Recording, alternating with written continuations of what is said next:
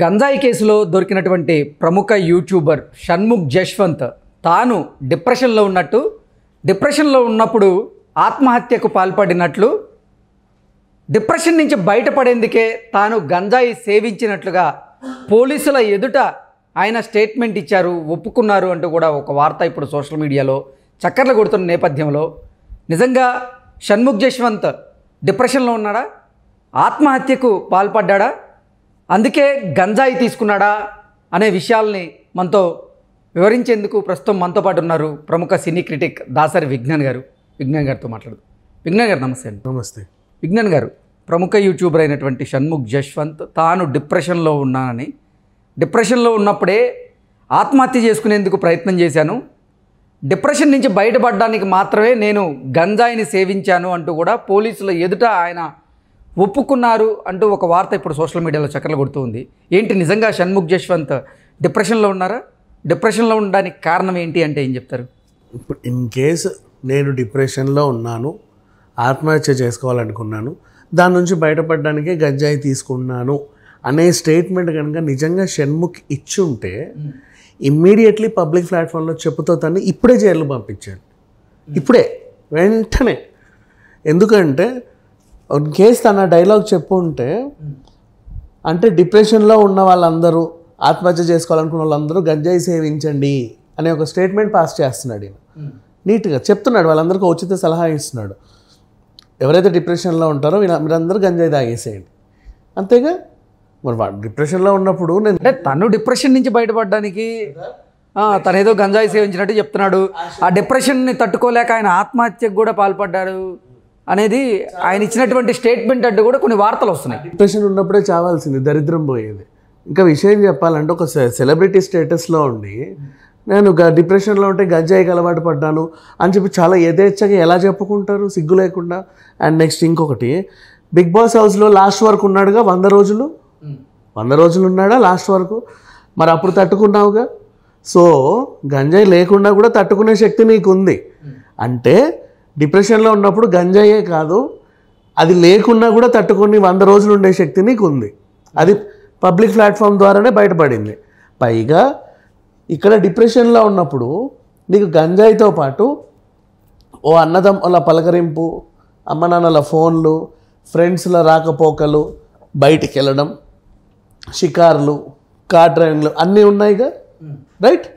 అంటే ఇవన్నీ చేయగా మిగిలిన ఈ కాసింత టైంలో, అంటే నీ డిప్రెషన్లో ఉన్నప్పుడు, నీ 24 గంటల డిప్రెషన్ రోజులో నిద్ర తీసేస్తే, పోనీ నిద్ర లేని రాత్రుల డిప్రెషనే అనుకుందాం, కనీసం హాఫ్ డే తిరుగుళ్ళకి, వాటికి వీటికి, తినడానికి, ఇంకెక్కడికక్కడ తిరగడానికి, ఫ్రెండ్స్ని కలవడానికి సరిపోతే మిగతా 12 గంటలు నీ డిప్రెషన్కి నువ్వు కేటాయించే సెషన్ అనుకుందాం, ఫర్ ఎగ్జాంపుల్ లెక్కలు వేసుకుందాం.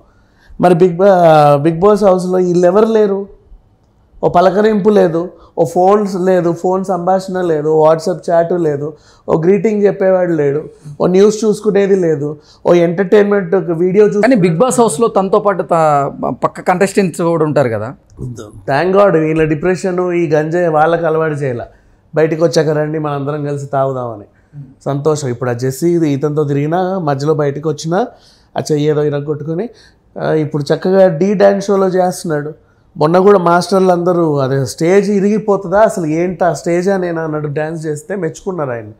అంత బాగా తిరుగుతున్నారు బయటకు వచ్చిన వాళ్ళందరూ మళ్ళీ. అండ్ ఈయనను వదిలేసిన వాళ్ళందరూ బాగుపడ్డారు. అండ్ నెక్స్ట్ ఈయనను వదిలేస్తే స్టార్టింగ్ వైవా హర్ష ఉన్నాడు, ఈయనతో పాటు వైవా చేసి బాగా ఫేమస్. ఆ వైవాని ఆయన ఇంటి పేరుగా పెట్టుకుని వైవా హర్ష అనుకున్నాడు. ఇప్పుడు హీరో సుందరం మాస్టర్, రవితేజ గారి ప్రొడక్షన్లో సినిమా. ఈయనను వదిలేసిన వాళ్ళందరూ బాగుపడ్డారు తెలుసా. ఈయన దూరం పెట్టిన వాళ్ళందరూ బాగుపడ్డారు, ఈయన తప్ప. చాలా ప్రజెంట్గా ఉంది. అండ్ అందుకే చెప్తున్నా, ఫస్ట్ ఆఫ్ ఆల్ ఇతని నుంచి ఇది ఇట్లాంటి వ్యసనాలకు అలవాటు పడ్డారు కాబట్టే ఆ స్నేహితులందరూ కూడా పోరా అని చెప్పేసి వదిలేస్తున్నారు.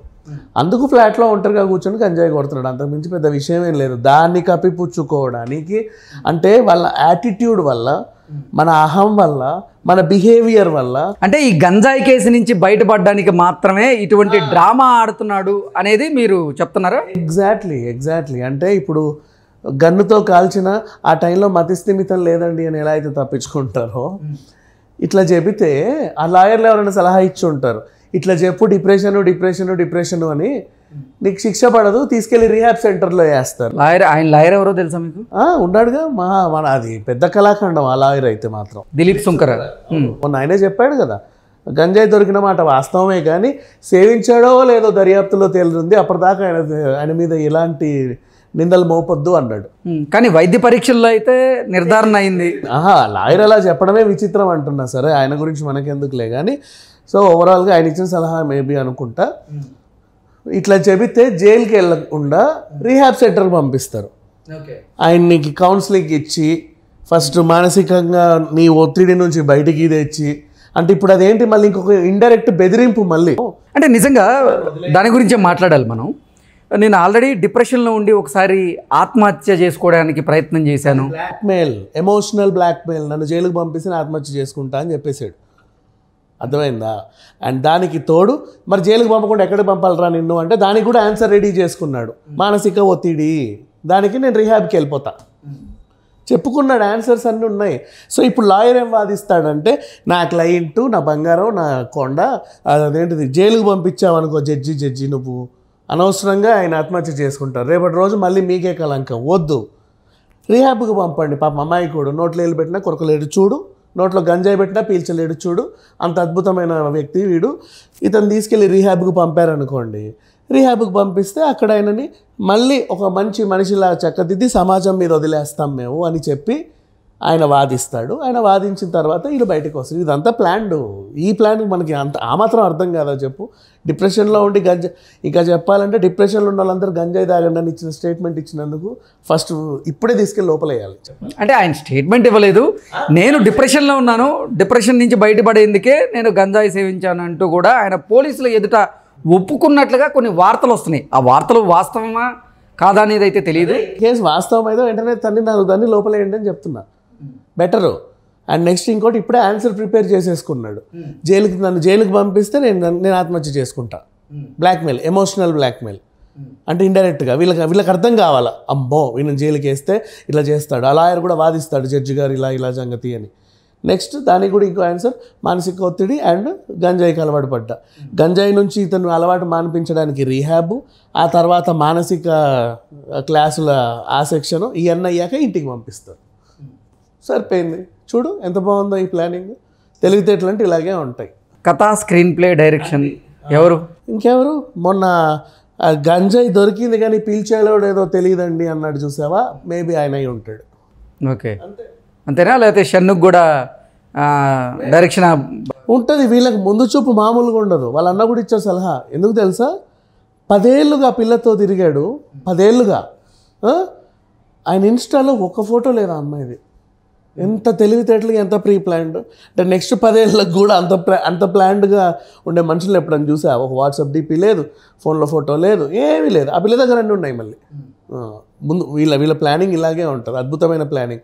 అందుకే వాళ్ళ సొంత తండ్రే పట్టించాడు. ఆ పిల్లకి, మౌనికకి ఫోన్ చేసి చెప్పిందే షణ్ముఖ్ వాళ్ళ డాడీ. అక్కడ ఉన్నారు, ఇలా కథ ఉంది, పోండి ఏదో జరుగుతుంది అని.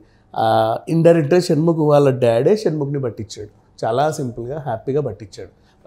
కానీ వాళ్ళ తండ్రి అసలు పట్టించలేదు. కివేట్ పిటిషన్ వేశారు షణ్ముఖ్ జశ్వంత్ తరపు కుటుంబ సభ్యులు. మౌనిక వాళ్ళ అన్న తరఫున సంపత్ వినయ్ మౌనికకి కెవియట్ పిటిషన్ పంపించాడు. దాని ద్వారానే మౌనిక గ్రహించుకుంది వినయ్కి ఆల్రెడీ పెళ్ళయిందని, వాళ్ళ గోతి వాళ్ళే తవ్వుకున్నారు అంటూ కూడా కొన్ని వార్తలు వస్తున్నాయి. మరి కేవియట్ పిటిషన్ ఆయనే వేసుకున్నాడు అంటే కేవియట్ పిటిషన్